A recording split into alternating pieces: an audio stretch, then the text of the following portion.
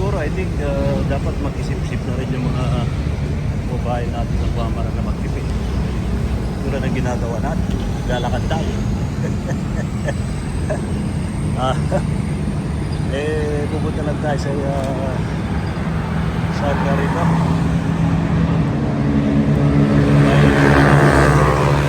Sa Sulaiman, yan. Ilang kilometro lang naman, kaya naman lakarin, di ba?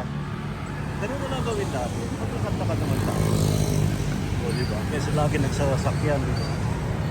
Para makatipid.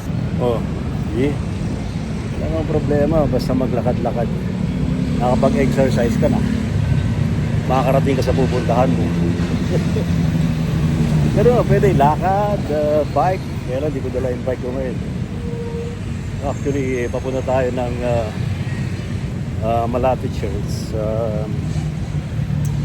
Ano tayo? Gagawa lang tayo ng advance na recording natin para sa darating na Semana Santa. Kasi next week, Holy Week na, di ba? So, this coming Saturday, pag-usapan natin ng Holy Week. Ang tanong natin ano bang Holy Week sa inyo? Ano bang semana? Ano bang Semana Santa sa ating lahat? Normally, sasabihin natin sa mga Katoliko, ano lang to, tradition, religious tradition lang na dapat na gawin. Pero in fact, mas malalim.